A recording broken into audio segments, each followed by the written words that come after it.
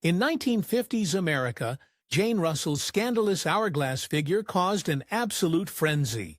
Her buxom chest was so popular, variety show host Bob Hope even once introduced her by saying, "The two and only Jane Russell."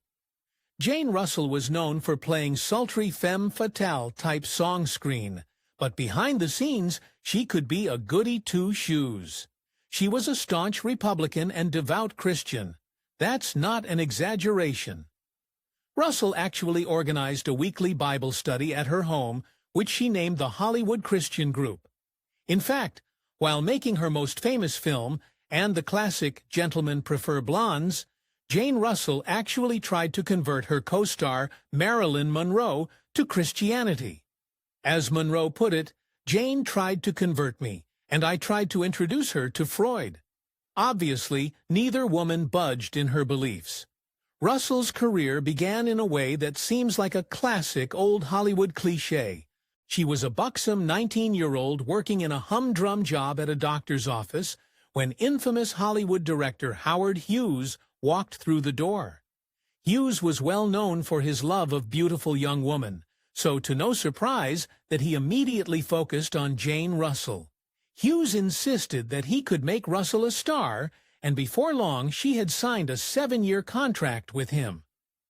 First up was The Outlaw, a Western about infamous outlaw Billy the Kid, where she played his love interest. For her debut, she was paid the princely sum of $50 per week. It would be the movie that would put her on the map, but for all the wrong reasons.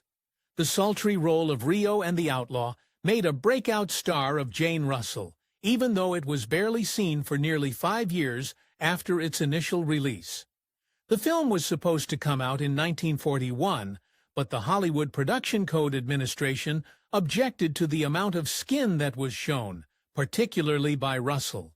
Hughes, who had directed the film, had to think fast, so he came up with a devious plan. Hughes had to cut some of the more salacious footage from the film, but the whole ordeal had scared off the film's distributor. And if it didn't get released, he'd lose millions. In order to draw attention to the film and create demand for it, he actually called for it to be banned. He manufactured public outcry, secretly calling concerned citizens to tip them off about the vulgar film. Somehow, this ploy worked. The attention that it drew to the film created a demand, but the story didn't end there. Upon its release, the production code once again pulled it. It was such a grueling process. Russell later said she felt as if she spent the first half of the 1940s doing nothing but promoting her debut film. The film was finally fully released in 1946, and it was a hit.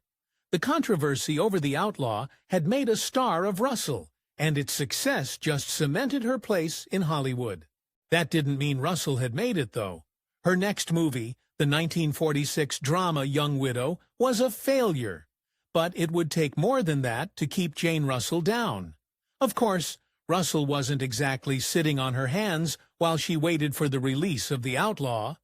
She posed for photos and became a popular pin-up girl during that time, especially with World War II's servicemen. Though it wasn't Russell's only connection to the armed forces, her father, Roy William Russell, had been a first lieutenant in the U.S. Army. However, it was her mother's footsteps that she followed in. Geraldine Russell had been an actress before starting their family in Bemidji, Minnesota. Jane ended up being the first of 5 children for the Russell family. Russell's mother was a stage mom if there ever was one. First, she urged her young daughter to take piano lessons. After that, Russell took drama classes and appeared in school plays in high school, before going on to take acting lessons from acclaimed coaches. It sounds like the perfect path to Hollywood stardom. But through it all, Russell's heart was elsewhere. Russell actually dreamed of becoming a fashion designer rather than an actress, but her mother had different ideas. She pushed her daughter through the dramatic arts, and then tragedy struck. Russell's father perished, leaving behind a wife and 5 children. As the oldest, Jane decided that she'd get a job as a receptionist to support her family. Of course, that job ended up leading her back to the stage anyway.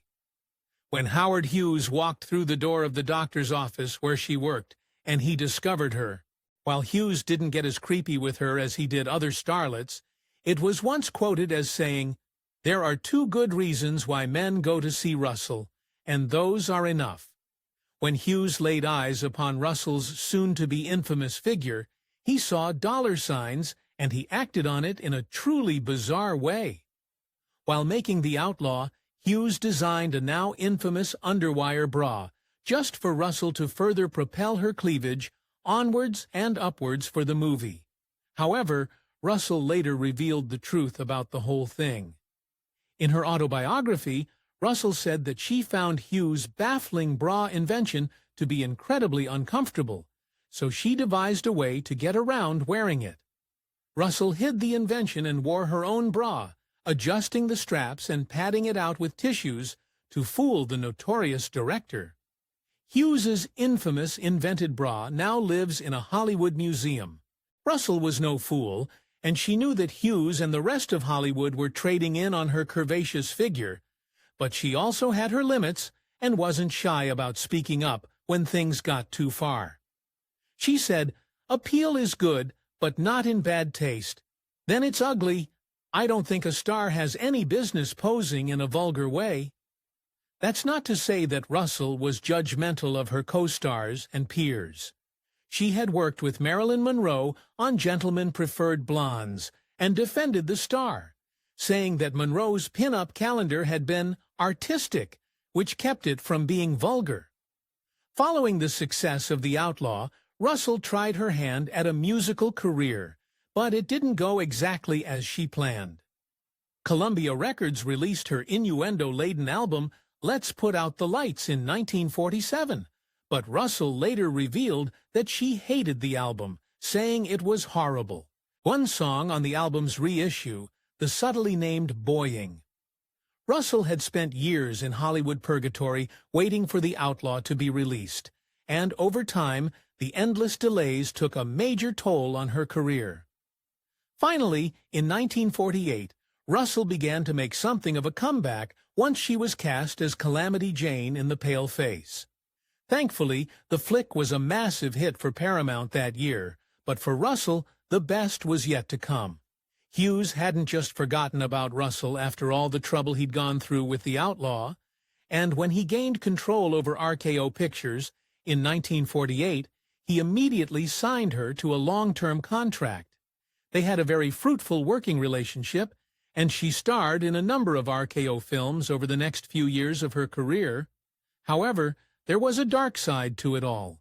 The type of films that Hughes cast Russell in focused only on her body, and she never really got a chance to show off her acting chops in those years. While many of the films were financial successes, they're not exactly the type of stuff that critics will still talk about today. As a result, many critics and fans have said that her talent was wasted during those years. Eventually, Russell's good looks were bound to land her a romance, and in 1943 she got one. That year, she got married to her high school sweetheart, Bob Waterfield, who was a quarterback for the UCLA Bruins at the time. Many expected the young couple to start a family, but sadly, Russell was hiding a dark secret. For exclusive perks like early access to new videos, priority replies to your comments, and to have your say on future content, consider becoming a Factor Nape member. On top of that, your support helps keep the channel going. Click the link in the description for more details. When Russell was just 18 years old, she became pregnant with Waterfield's child. Faced with a difficult choice at a young age, she ultimately chose to terminate the pregnancy. The procedure was difficult, and after experiencing severe complications, Russell went to see her family doctor for a checkup. According to Russell, when the doctor took a look at her that day, he asked her a terrifying question: "What butcher did this to you?" As it turned out, the botched procedure had left the young girl infertile. The aftermath of all this had stayed with Russell for the rest of her life. She became a vehement anti-choice activist. The voluptuous Russell was a popular pinup during the Korean War as well, so popular that the forces there named a pair of embattled hills in her honor. On top of that, she is the namesake for the Jane Russell Peaks in Alaska. During her contract with RKO Pictures, Russell was cast opposite Robert Mitchum and Vincent Price in His Kind of Woman. The looks, star power, and chemistry of the leads made it seem like the film would be a guaranteed blockbuster. At first, filming went off without a hitch. That isn't till Howard Hughes stepped in. While making His Kind of Woman, Mitchum came up with a cheeky nickname for Russell, calling her Hard John for her rigid Christian beliefs. Any other star might have taken offense, but Russell had a great sense of humor. When a reporter asked her about her reputation for being hard-nosed about her faith, she had a sassy retort. This can have big breasts too. With filming on His Kind of Woman completed, the cast looked forward to moving on to the next film project. The personicity Hughes demanded an entire year's worth of reshoots for the film, with the cast now annoyed and fighting each other, even throwing an anniversary party for the shoots. If Russell thought her ordeal was over after finally wrapping His Kind of Woman, she was sorely mistaken. Her next project was the Hughes-produced Macau, and this time she had to deal with temperamental Austrian director Josef von Sternberg, who quickly made enemies of most of the cast, but who had a special dislike for Russell. While working on the film, von Sternberg sniped that Russell was a beautiful, stupid girl. There were fights on set, and the director constantly threatened to fire his actors, but in the end, it was von Sternberg who got fired himself. Then, after all that, the film ended up a financial flop. It was yet another setback for Russell, but her patience would soon pay off. Gentlemen Prefer Blondes was just around the corner and cemented Russell's status as Hollywood royalty. In fact, Russell even got paid more than her co-star Marilyn Monroe. But despite this competition, Monroe spoke fondly of Russell in the final interview she gave before her tragic passing, saying that Russell was quite wonderful to me. The success of Gentlemen Prefer Blondes wasn't the only triumph for Russell that year. After her disastrous and lengthy contract with Howard Hughes through RKO Pictures, Russell was finally able to strike out on her own. Instead of signing with another studio, Russell and her husband Bob Waterfield began Russell Field Productions. Russell and Waterfield also had exciting success on the home front. In the early 50s, the longtime couple adopted a baby girl. Soon after that, they added to their family by adopting a baby boy, and a few years later, another son. It should have been the happiest time of their lives, but instead, it stirred up a dark controversy that nearly ruined Russell's life. Russell was working on a play in London when, during an interview, she said that she wanted to adopt an Irish boy due to her husband's heritage. A young Irish mother named Hannah McDermott saw the interview. Reading it, she envisioned a better life for her infant son Thomas.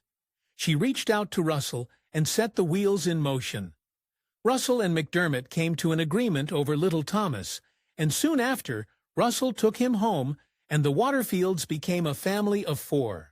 McDermott gave an interview to the Daily Mail about the adoption, which ran with the headline, "My baby has gone to fairyland." When the paper came out, it caused an uproar. One British politician was so outraged that he called for baby Thomas's return to the UK. Hannah McDermott, meanwhile, was charged with breaking adoption laws, and people angrily protested outside Russell's home. Although Russell hired a lawyer for McDermott and got her free and clear, the damage was already done. Russell had immediately connected to the young boy for a heartbreaking reason. It reminded her of her younger brother Billy, who had passed away at just 16 months old. While Tommy went on to live happily ever after in Hollywood with Russell, things weren't so easy for his birth mother. She perished young at just 53, and the circumstances are chilling. She left a pub with a man, and the next day her remains were found in her burned-out home.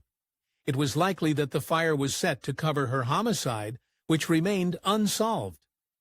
Russell's troubling experience with adoption turned her into an advocate, and in 1955 she found an organization meant to facilitate foreign adoptions for U.S. families, which at the time weren't yet common.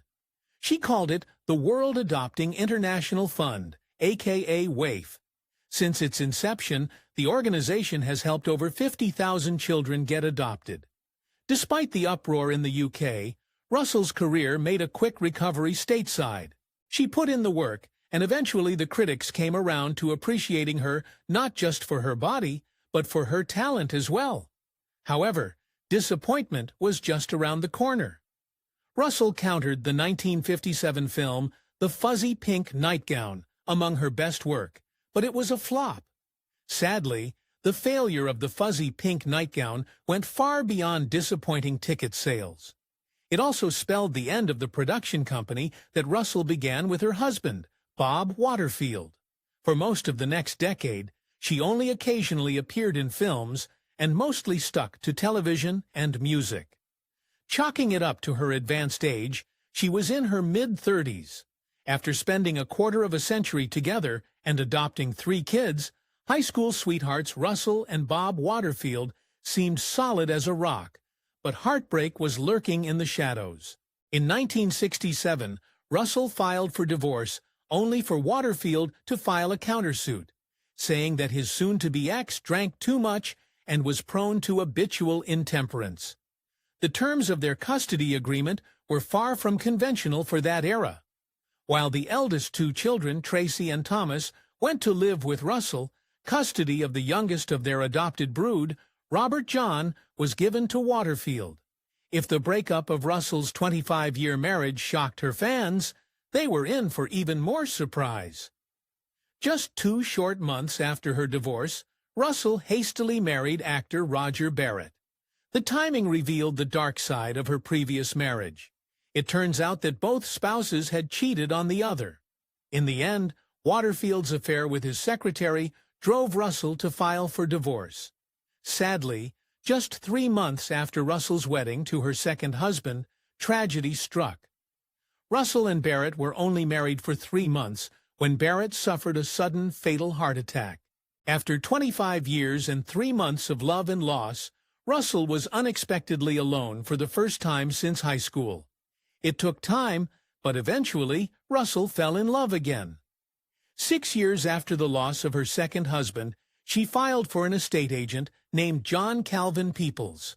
The couple wed in 1974, and unlike Russell's other walks down the aisle, this one was built to last. Russell and Peoples remained together until its passing in 1999. Russell never remarried after him. Shortly after the passing of her third husband, Russell revealed a dark and surprising secret. She admitted that she had a drinking problem and entered rehab, all at the age of 79 years old. Russell confessed that she began to drink after the loss of her husband and that her family had to confront her about her problem and urged her to seek treatment. While Russell's youngest son didn't come to live with her after the end of her first marriage, she moved close to him and his family in the final years of her life. In 2006, her eyesight began to deteriorate. Again, a few years later, after suffering from a respiratory illness, Russell's sensational life ended in February 2011. The screen siren was 89 years old. Gentlemen Preferred Blonde was one of Russell's most well-known films, but the ultimate fates of her and her co-star Marilyn Monroe were starkly different. Russell credits her marriage and family for keeping her in line in Hollywood. However, she also revealed her own dark suspicions about Monroe's infamously tragic end. In a 2007 interview, Russell said that she was suspicious of Monroe's passing. She explained that the blonde bombshell had been preparing to remarry Joe DiMaggio and had been excited about a new movie contract. As a result, Russell just didn't think Monroe took her own life. Rather, she said, someone did it for her. There were dirty tricks. When the interviewer brought up Monroe's connection to the Kennedys, Russell agreed that she believed they had a part in her friend's untimely demise. If you enjoyed this fact in a video, give it a thumbs up and subscribe for more incredible stories. Want to see who we cover next? Join our membership program through the link in the description for exclusive perks. Your support means everything to us. Thanks for watching, and we'll see you in the next one.